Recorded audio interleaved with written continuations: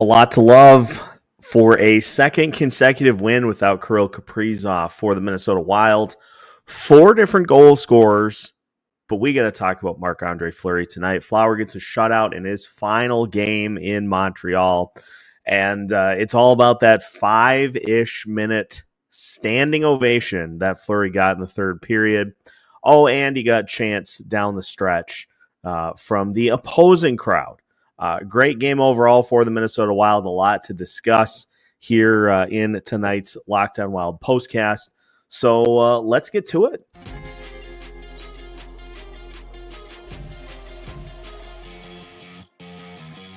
You are Locked On Wild postcast, part of Locked On Minnesota on the Locked On Podcast Network.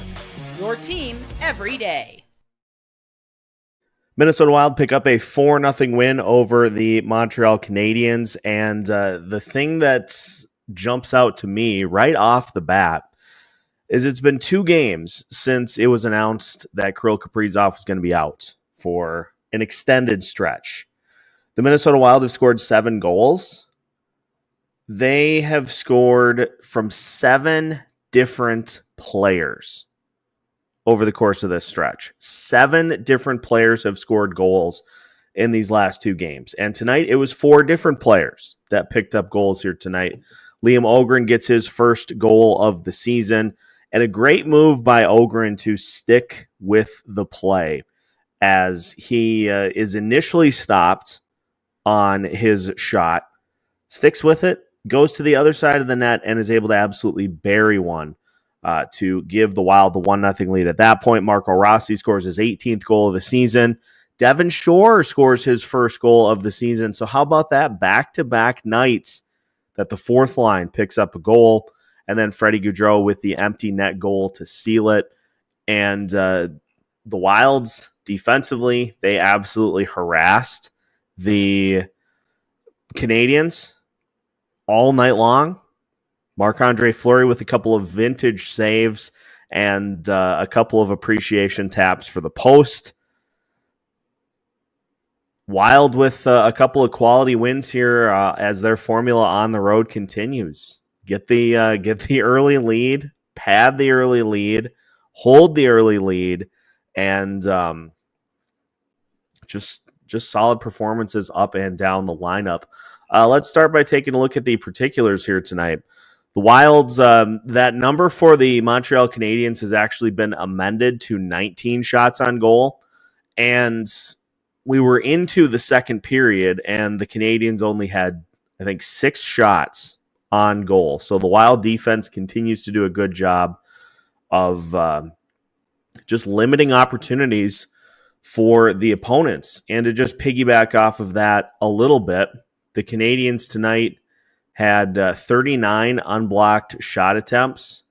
They did manage 11 medium danger, but just 1 high danger attempt on the night. So a good job by the Wild defense to limit the number of real in-close opportunities for the Canadiens here tonight. Neither team able to capitalize on the power play. But the only area that the Canadiens were able to get the upper hand was the face-off circle. And as we've said for pretty much the entirety of the season, who cares? The Wild just, they make it a regular occurrence of being on the short end of the face-off dot and still finding a way to come away with wins.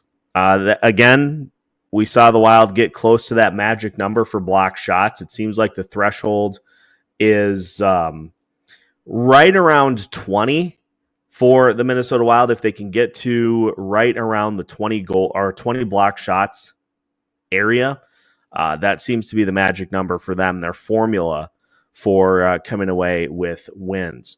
I do want to take you as well to the shot chart here tonight. So let's take a look, courtesy of Natural Stat Trick, at where the shots came from for both teams. If you look at the Minnesota Wild on the left side of the chart, this is something that has worked really well for the Wild when they're going good, is being able to score from the face-off circles and in. And you see tonight, 3 5-on-5 goals from exactly those spots, from the faceoff circles and in. And for the Montreal Canadiens, they did have a little heat right out in front of the net, but beyond that, pretty spread out and not super focused to the direct front of the net. So good work defensively by the Minnesota Wild to limit those opportunities, limit those chances for a Montreal Canadiens team that we said coming into the game, pretty good offensively. They've got some pretty good weapons, and the Wild did a really good job of limiting what they were able to bring to the table. Cole Caulfield held to 2 shots on goal for the entirety of the game. Nick Suzuki had none, had 1 shot attempt throughout the course of the game. So the 2 leading scorers for the Montreal Canadiens held to a combined 2 shots on net. That's not bad at all. That's pretty good work by the Minnesota Wild here so far, here tonight. And this is the formula. And this is why I was pretty quick to side with John Hines when he said earlier, when things weren't going well, when he said the formula's there. We know the formula to come away with wins. They went right back to it. The Wild have gone right back to that formula over the last couple of games, and it has led to a couple of solid wins here against Toronto and also now Montreal. I like to look at the spread for the minutes, especially defensively. And once again, just a solid spread of minutes for the Minnesota Wild defensively here tonight. Brock Faber led the way with 22 minutes, 34 seconds on the ice. Jake Middleton had 22 minutes, 16 seconds. That was your leader for the Wild. 22 minutes defensively. Jared Spurgeon had 20 himself. John Merrill with 17 minutes, 24 seconds tonight. And let's give, how about some props to John Merrill for a couple of gutsy blocks tonight. I have no problem giving guys credit where credit is due. Merrill has had more than a few good games this season. He had 3 blocks tonight. He also had a hit. Zach Bogosian played 17 minutes, 55 seconds tonight. Declan Chisholm played 18 minutes, 41 seconds. So pretty evenly spread on the defensive minutes chart, which is really nice. Standout performances here tonight, of course. Freddy Gaudreau, a goal and an assist in 14 minutes. You had Liam Ohgren with a goal, a couple shots on goal as well. That goal move was, again, pretty sick by Liam Ohgren. He gets blocked on the initial shot attempt and is to the left of the net. He simply adjusts, turns, and goes to the other side of the net and is able to bury a goal past the Canadiens goalie. So Liam Ohgren had a fantastic night tonight. Pretty aggressive, getting the puck into the zone. Just great work by him once again.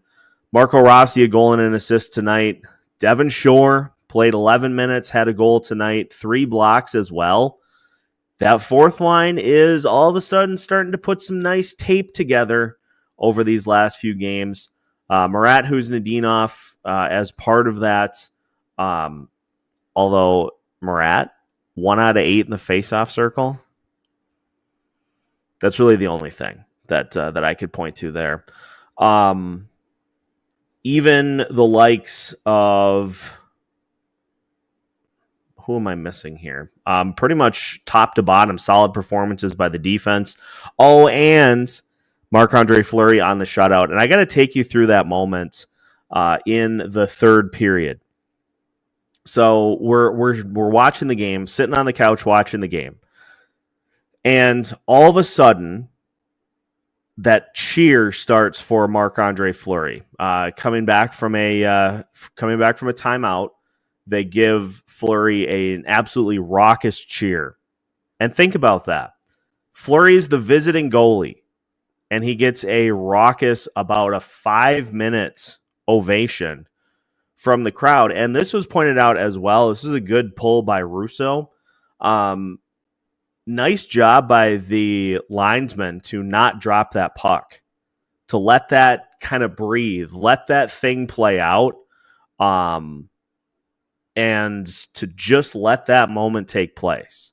So he gets that raucous ovation, both teams clapping. I did like to, and this is nothing against Dean, but I liked at one point they showed John Hines, who was clapping during the ovation, and then he pointed back to Marc-Andre Fleury and kind of gave him a fist of encouragement. It doesn't mean really anything in the grand scope of things, but I like to see stuff like that. And Fleury, as is his custom, a couple of opportunities where Montreal hit the post, and he just, as he has done throughout his entire career, got to show some love to the post, and Fleury did that tonight. And I'm telling you, folks, I know Montreal is a below 500 team. Still have very, very good scoring options. And for the Wild to limit them, all told, the Canadiens had an expected goals tonight of 2.36. So not great, but not bad. The Minnesota Wild had an expected goals tonight of 1.86, and they scored 4 goals. And they scored 4 goals from 4 different players. And as I mentioned, 7 goals from 7 different players over the last 2 games. So that certainly gets the official Garage Beer seal of approval from me. In this is exactly what this team needs to do to win games. It's going to be a lot harder to do the higher quality opponent you play against. But if you can get goal scoring up and down the lineup, and it was pointed out here, I think it was Amanda that pointed it out in the chat, the only line that didn't score was the top line tonight. If you can get goals from 3 of your 4 lines during the course of a game,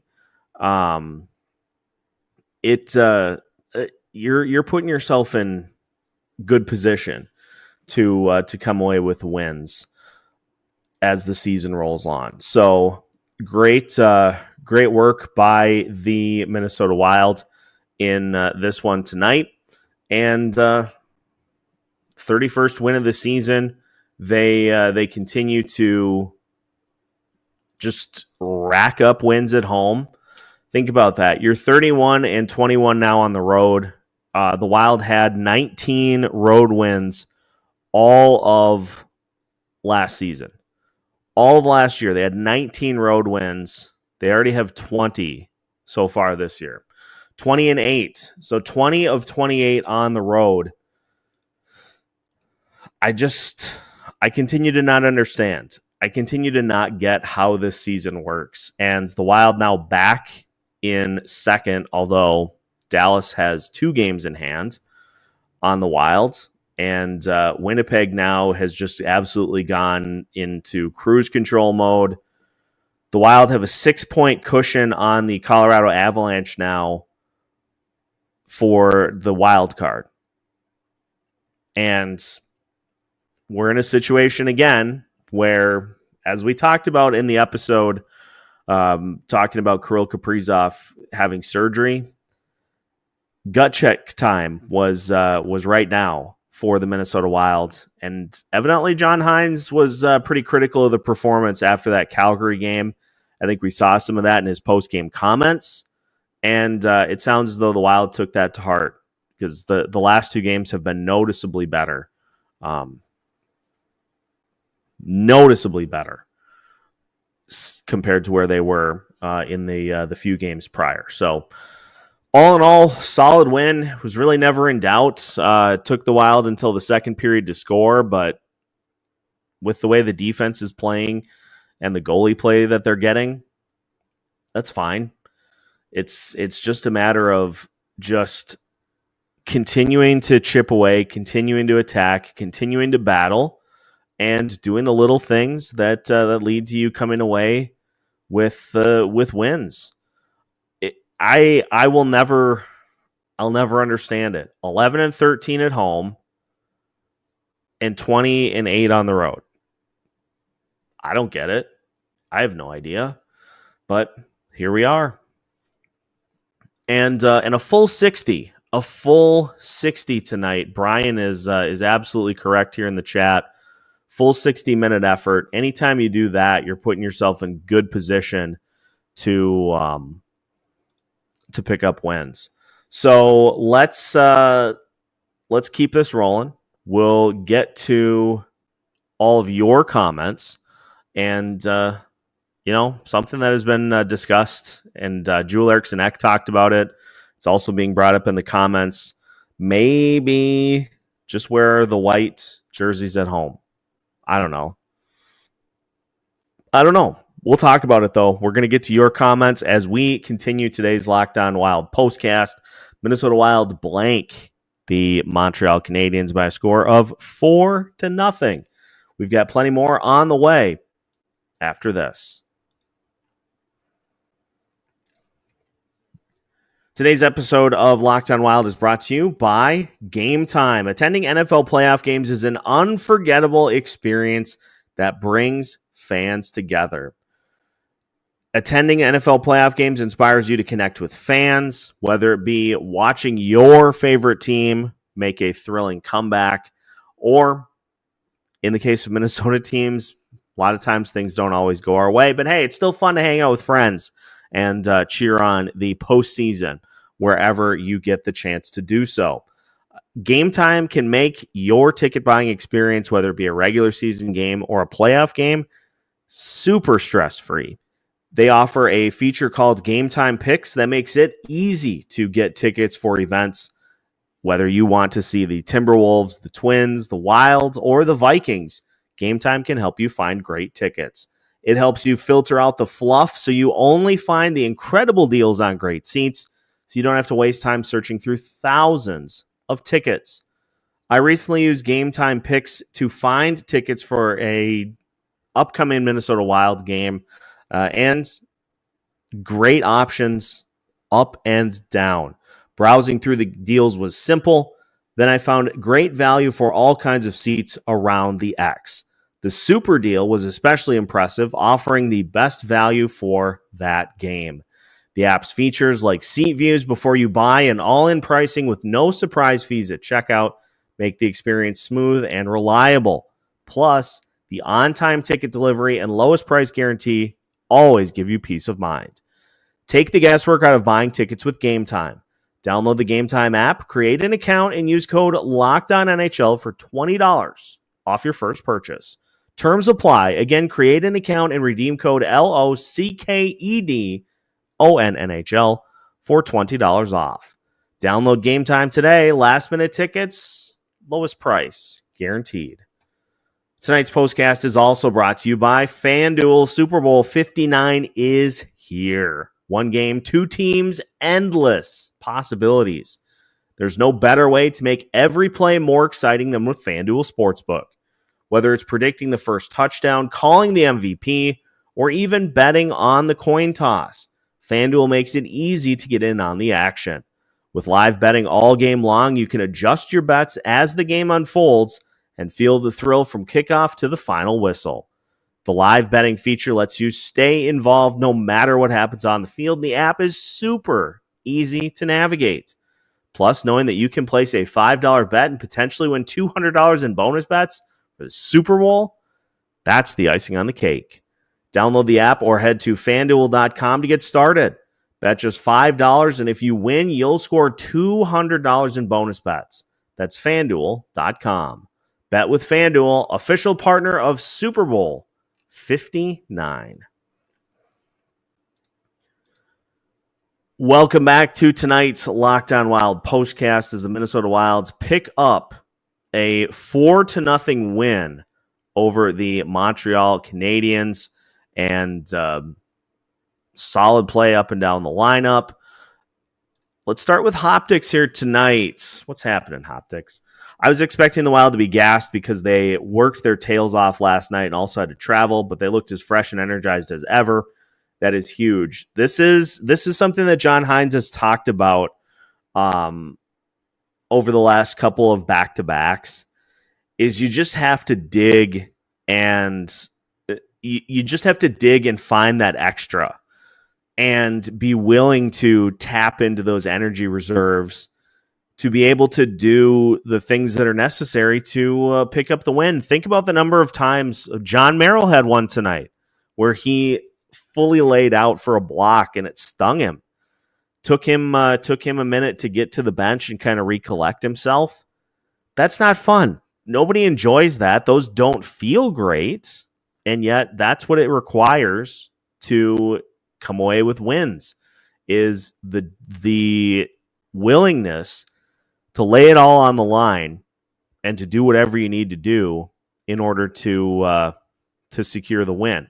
I think what we saw tonight and last night is indicative of exactly what this team needs to do in order to win these games. Is you need to be able to give that little extra and block shots, get to the puck in the neutral zone, get to the puck along the boards. All these things that were missing through those stretches in which the Wild scuffled have come back. And that's a real good indicator of where this team is at with their play. Let's just get to some of the other comments here. The Wild beat Nashville on November 30th for a whiteout game. Just make every game a whiteout game. Honestly, I wonder, because correct me if I'm wrong, the home team picks the jerseys, I believe is the case. So the Wild could theoretically pick the whites for home. I'm not 100% sure on how that process works. I'm just assuming that is how it plays. If that's the case, maybe the Wild just start doing that. Start saying, yeah, we're going to mix the whites in more regularly at home, because it's clearly a thing. There's a sizable shift. We've talked about the splits for this Minnesota Wild team, home and on the road. It's noticeable. Like there's no way around it. It's a thing. It's a tangible thing, and it'd sure be nice if it could get figured out, but I don't know. I don't like the odds of that getting figured out by the time the season is done. Some of the numbers, though, are just unbelievably impressive. Think about this. The Wild are 19-0-0 when leading after two periods. They're 17-2-1 when leading after one period. They're 21-8-2 when scoring first, and they are 13-3-2 when outshooting their opponent. The outshooting their opponent thing doesn't happen as much as it probably should, but it's pretty simple. Get a lead and hold it. And I don't think that even factors in tonight's game.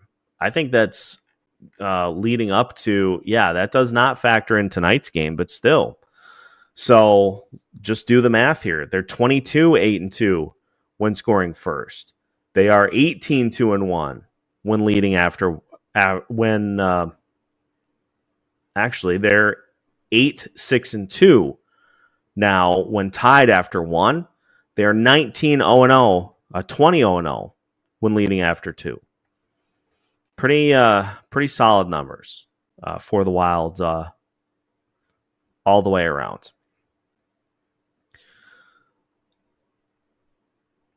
Now, it's interesting here, some discussion about Jonas Brodin, who I had not seen any recent reports about Jonas Brodin's availability, but it sounds like he is finally starting to get some skating in. I don't know. I don't know if he's going to be ready for full game action by the time the Four Nations starts. But I guess if he is ready to come back, it's probably not a bad idea for him to get some game action in first. And the Four Nations would allow the opportunity to do that. But if he's not ready, no chance that he plays. If he's not ready for game action, you got to sit him down because he needs to be the one that is ready to go once the season is done. Once the Four Nations is done, NHL season is the prize. So if he's ready to come back, give him an opportunity to get acclimated. But if not, no, he shouldn't play. I'm starting to think neither should Eck. But here's the other part of this coin too, that is a little tricky. Is a lot of times it's the players that want to keep playing, and there were some comments on the Kaprizov episode wondering why the Wilds didn't just elect surgery immediately. I got to feel like that was Kirill Kaprizov's choice to try to see if he could play through it. And when it didn't work, then surgery was the only option. I feel like Joel Eriksson Ek largely wants to be on the ice as long as he is, even remotely competitive, because players want to play. Players don't want to sit on the pine and not be helping their team out. So I think if Eriksson Ek has his way, if he's even remotely playable, he's going to play. And that's just kind of how he is, how he's geared up. Going to always take the opportunities for the shout out here. Appreciate it, Aaron. That's why we do it. And I think I'm finally getting comfortable with the new routine, the new schedule. I've started to wake up before my alarm now at 4:30. So I think we're finally getting the routine down to where I can do more of these. And obviously with these being East Coast games starting at 6, which I love, by the way, just easier to do these and still get to bed in requisite time. So glad you're here, glad you're enjoying, and onward and upward. Freddy Gaudreau on the crowd response to Marc-Andre Fleury and how fitting the night ended. It was poetry. It was perfect. Marcus Foligno also calling it like a concert. That was great. It was. It's just fun to see that kind of thing. It gets caught up in the minutia of the season, but it's still, it's something that is just really, really fun to take in for this team. So the fact that they can kind of rally around Fleury in his final season, that's a fun portion of this season that has been a nice byproduct. So that's been a lot of fun as well. Let's go to this from Bob. Four Nations is what limits how many games Kirill actually misses. So this year, Four Nations is acceptable. I agree. Not necessarily, I think we looked at it that there are going to be 10 games missed. The key part is the 24 days. So that's where the Four Nations certainly helps, is Kaprizov's going to miss at least 10 games.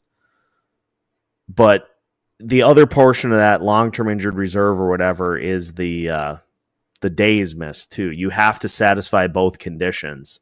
So the fact that he's able to do both, thanks to the Four Nations face-off, me likey.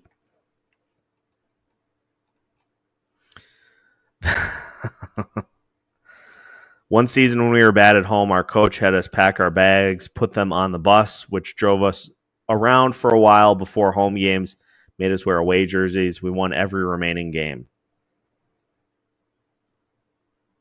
Hey, nothing wrong with that. I'm up for anything to try to fix the home woes, but it's clearly a tangible thing. It's clearly a tangible thing for this team, and you're gonna need to win at least a couple of games at home during a postseason series, and especially if you're taking on Dallas. Like right now, and I know the Stars are 1 point behind with 2 games in hand. You're gonna have to win a game at home. So you got to figure out a way to be more consistent at the X. Road is fine. Road has not been an issue at all this season. Home has been very, very Jekyll and Hyde-ish.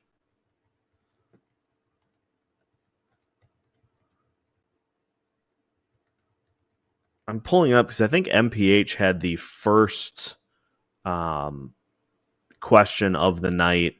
Just looking at the record against the Eastern Conference this year, I can do it by hand. It just would be nice if there would be some spot that would have it, so that I didn't necessarily have to do that.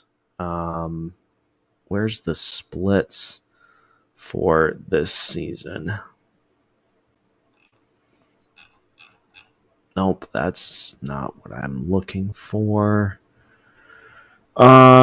Well, let's just do this by hand, I guess.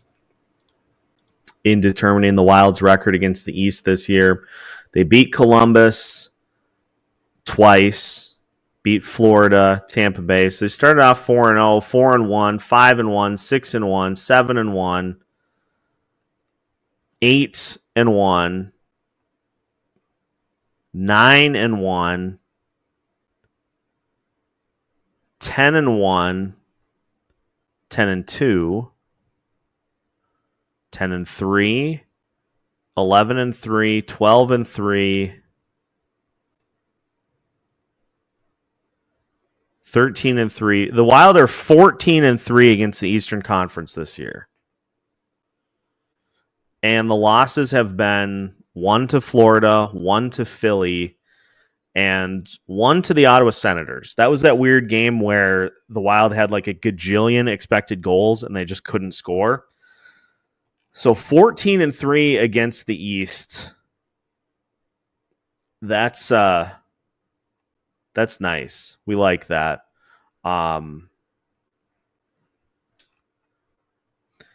We like that.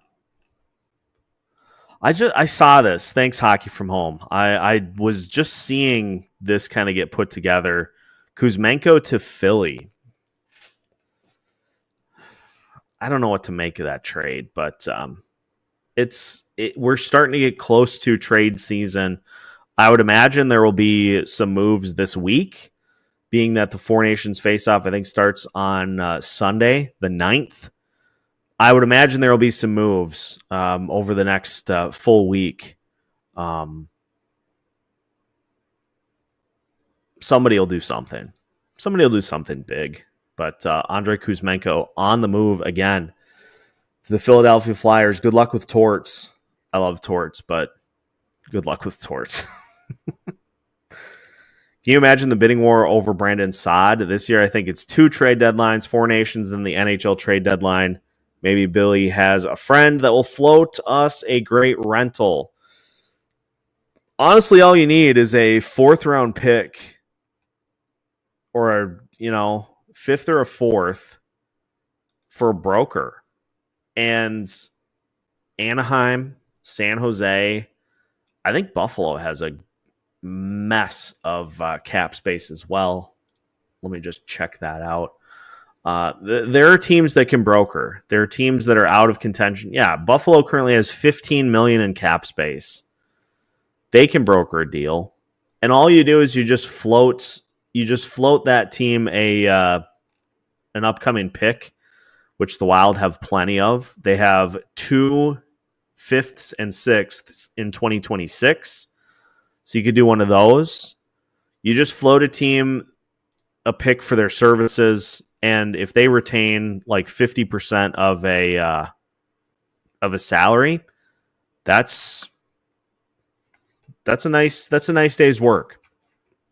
So even though the Wild don't have really any cap space themselves, although Puckpedia is currently saying that the Wild have $5 million in cap space right now, but we all know that if they get anything right now, you have to be cap compliant before Kirill can come off of injured reserve, or in this case, Jonas Brodin being the one on long-term injured reserve. If you want to bring him back, you have to be cap compliant. Because again, the Wild would try to get away with that, and the NHL would make them pay for it. Expected goals, great question. From what I gather, expected goals are calculated based off of shots on goal and where the shots come from. So let's say a team has 30 shots on net, and you get maybe 3 or 4 high danger, 7 or 8 medium danger, and the rest are low danger. They simulate based off of where those shots come from under normal circumstances, like average goalie play, average shot conditions, how many goals are scored. So let's say on those 30 shots, your expected goals is 3. If the goalie only gives up 1, then the goalie saved 2 goals above expected. It's basically just, if we play this out during normal circumstances, how many goals is a team going to score? This shot on net, what's the percentage chance that it's going to be a goal? It's all about the percentages, and I like to look at that. I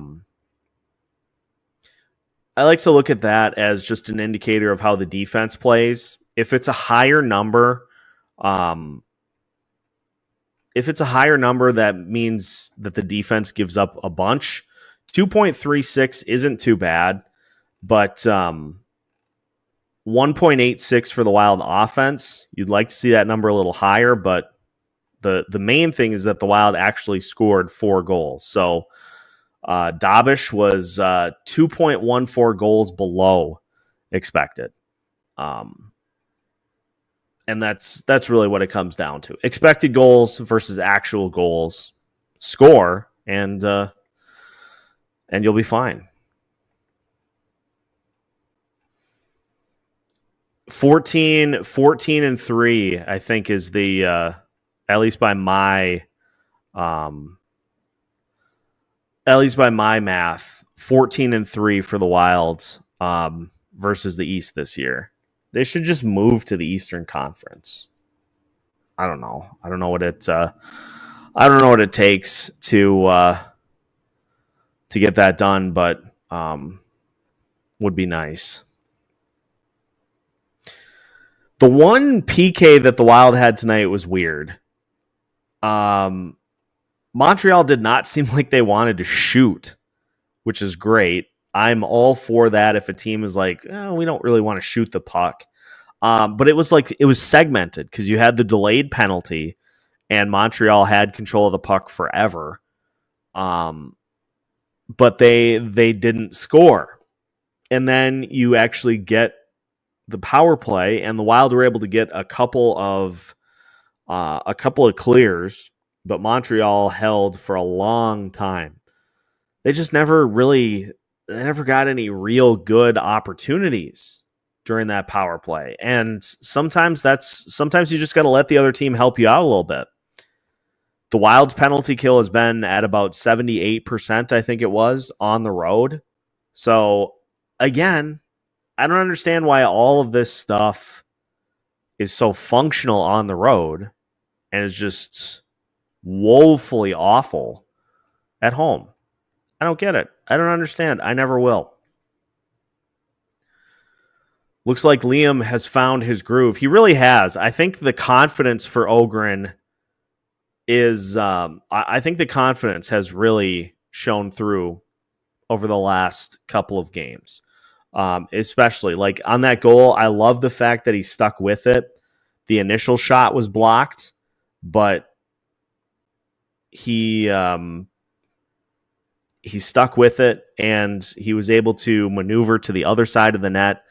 Pretty nifty shot to be able to score the goal. So that was great.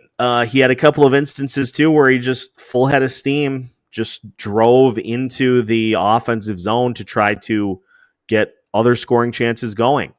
I like the aggressiveness. I love seeing that kind of thing in young players. And it does seem like that light bulb is starting to go on for Liam. And let's not bury one of the leads here. Murat Huznadinov looks like an entirely different player over these last few games. And I think he took to heart too. You need to be actively engaged on both sides of the puck. And he has really done that well over the last couple of games. He had an opportunity tonight where he just blazed into the zone and absolutely let one fly on net. We wouldn't have seen that from Huznadinov a week ago.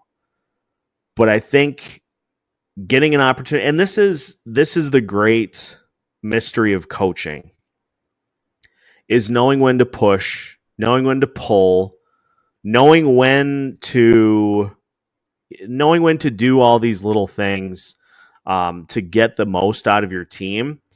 I think John Hynes finally got to the point where he's like, all right, I need to really push here. I need to get more out of this team. So he was pretty critical after that Calgary game, and it has clearly worked. It has clearly led to better performances over the last couple of nights.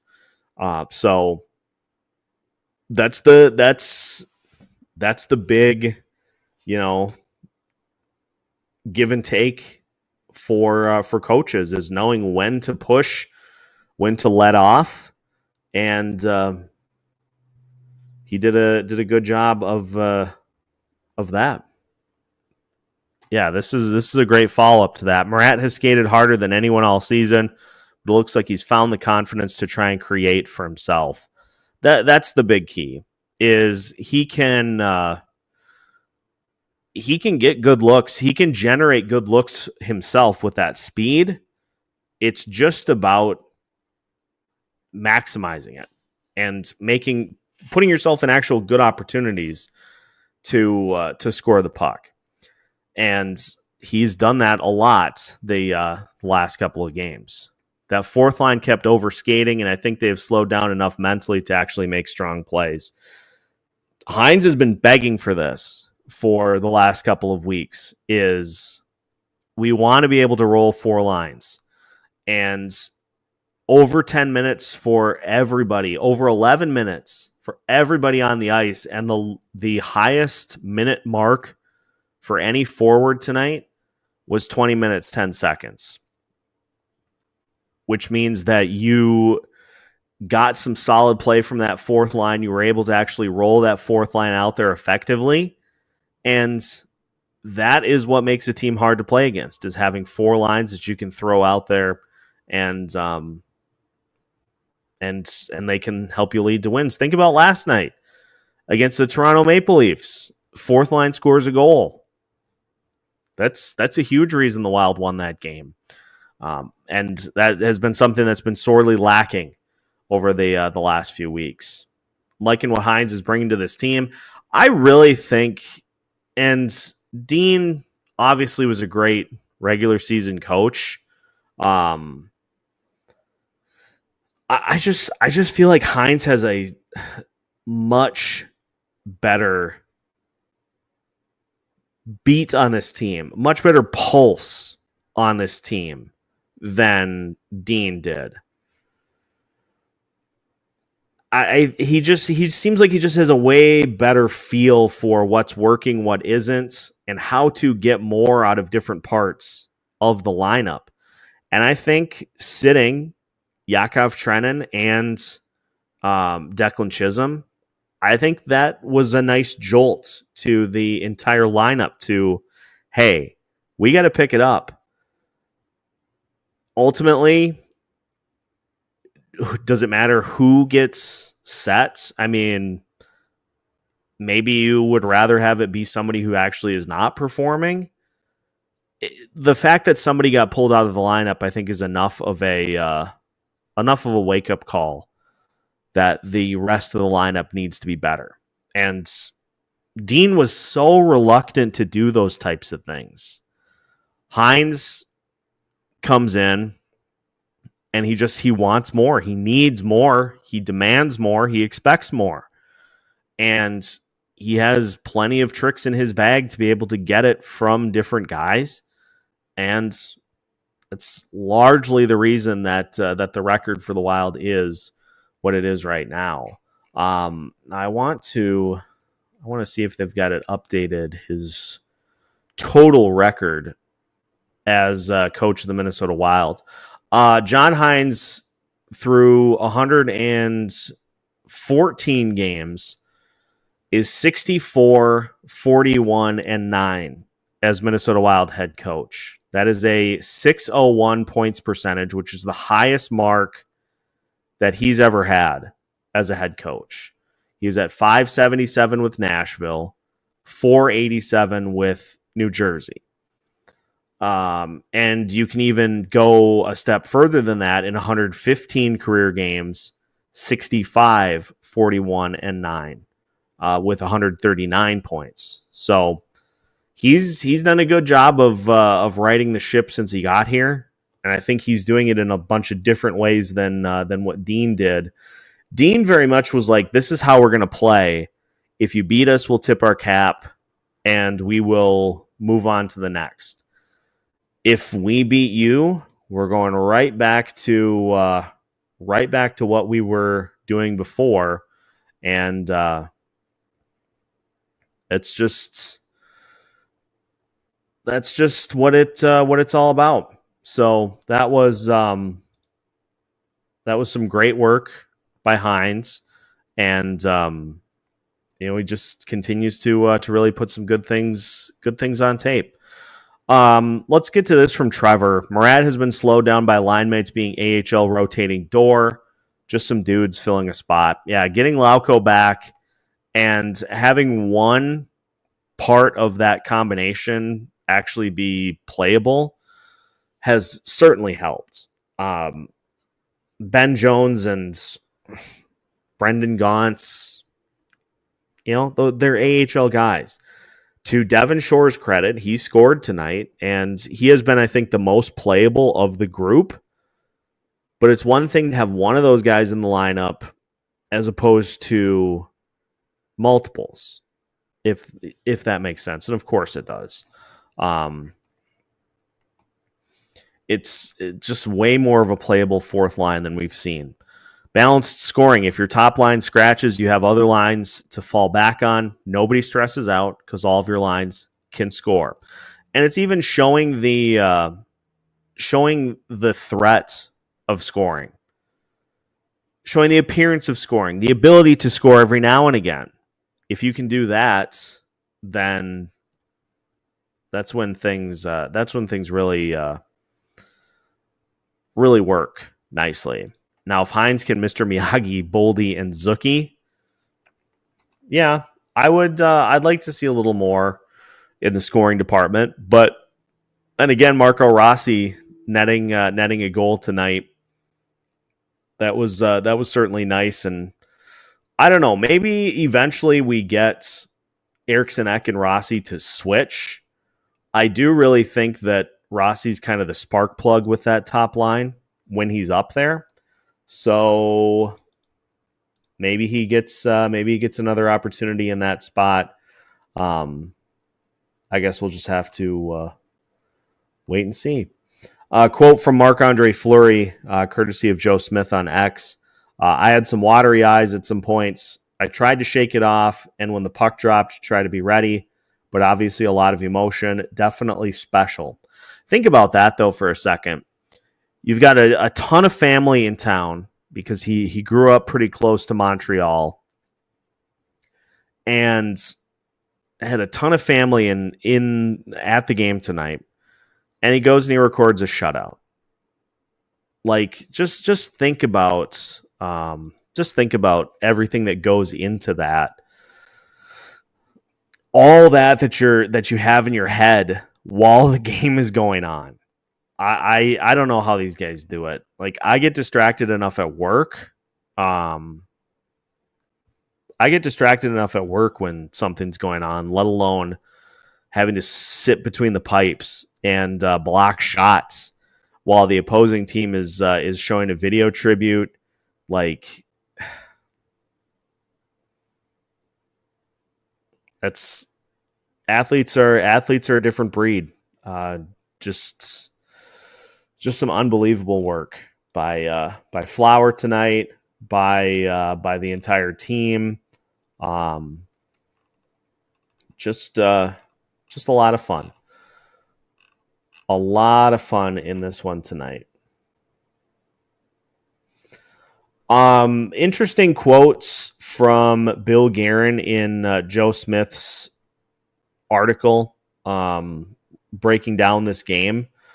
Liam Ohgren scored his first goal of the season, putting the Wild on the board in the second. On the play, the Wild rookie collected his own loose puck in front and sent a wrist shot through Jakub Dabish.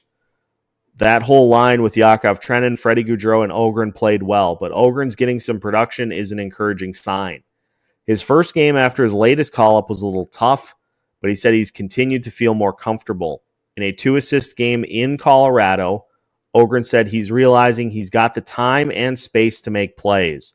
The game is slowing down for Liam Ohgren. That is good to hear.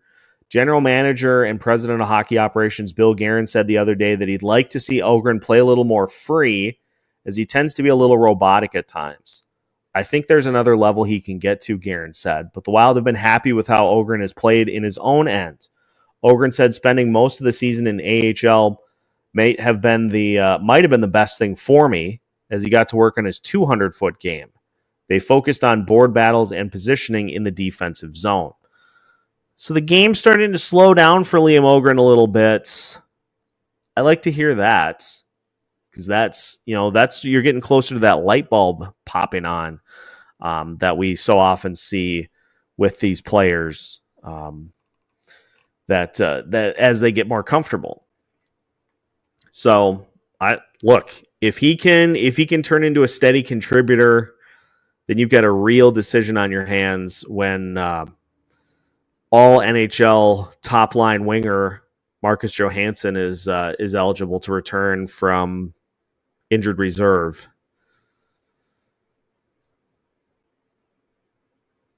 Which will be happening at some point. I mean, I don't know.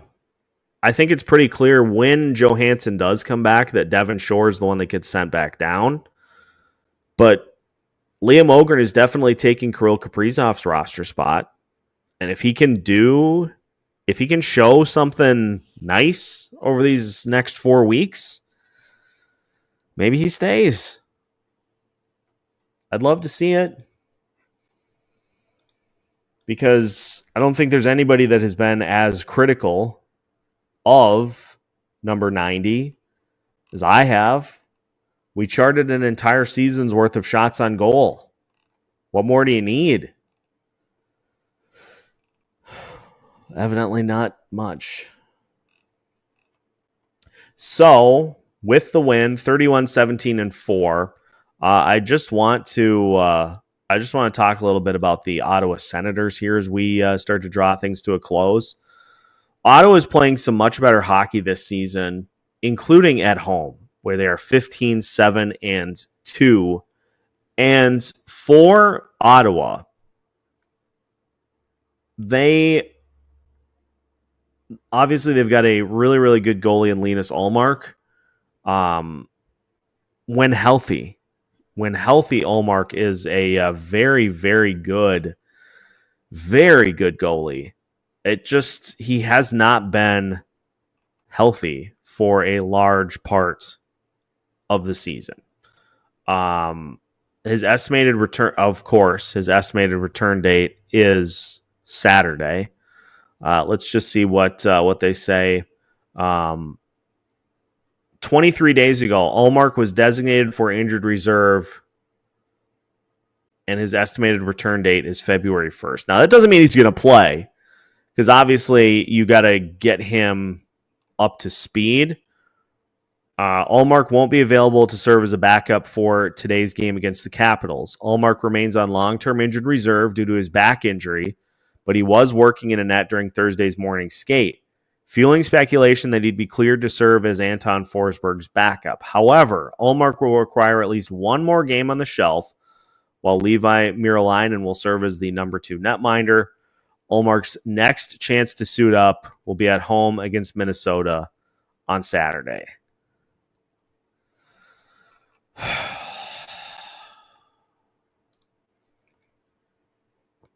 Well, I guess we'll see. And you look at the numbers for this Ottawa team. 2.7 goals per game scored. So they're not a team that scores a ton of goals, but they're only giving up 2.7 goals per game on the season. Power play is at 22%. Their penalty kills at 78%, and they got 5 shorthanded goals on the season. If you were Coach Hines, who would you throw in net against Ottawa? That's a fantastic question. Let's just... What do we have coming up here on this road trip? So it's Saturday at Ottawa, Tuesday at Boston, and then Thursday back home against Carolina. I think I would go... See, I kind of want the revenge angle. I would go Philip Gustafsson in net against the Sens. He was in net against them the last time, and that was, I think, a 2-0 loss against the Senators, where the Wild had just a gajillion chances to score, and they couldn't score to save their lives. I go Gus against Ottawa.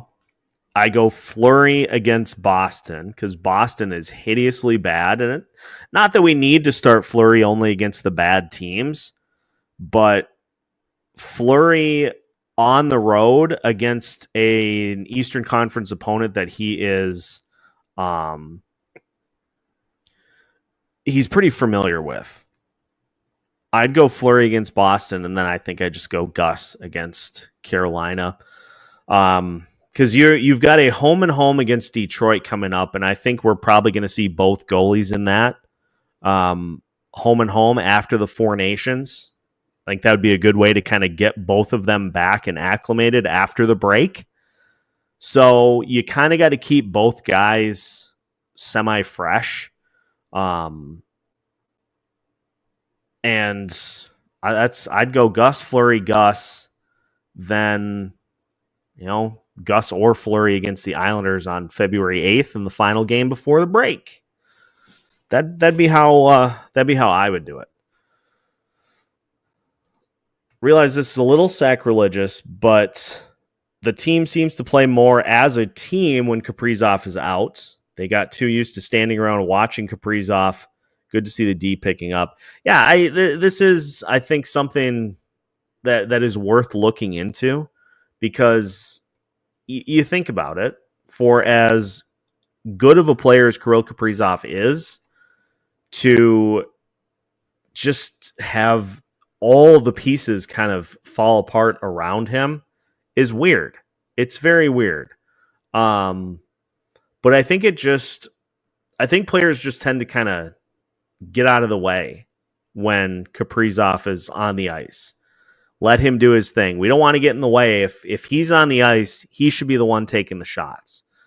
But I think a lot of times you take yourself out of the game doing that. And without Kaprizov in the lineup, everybody has to step up to help fill that void. So I think you just go from like this mentality of like, he's got to be the one taking the shot. I don't want to be, I'm not as good as him, So I don't want to be the one taking the shot over him. But like, you just got to play hockey. You just gotta play. And if you take a shot over Kaprizov and score a goal, who cares? But you kind of take yourself out of rhythm a little bit. So I think that's the biggest thing, at least at this point. Now, it'll be interesting to see if this continues, but we're 3/5 of the way through a 5-game road trip, and the Wild are 3-0, and they have won ever since, Kaprizov played in that game against Chicago, and then it was, we gotta put him on the shelf. And these last 2 games have looked very much like what the team was doing early on in the season.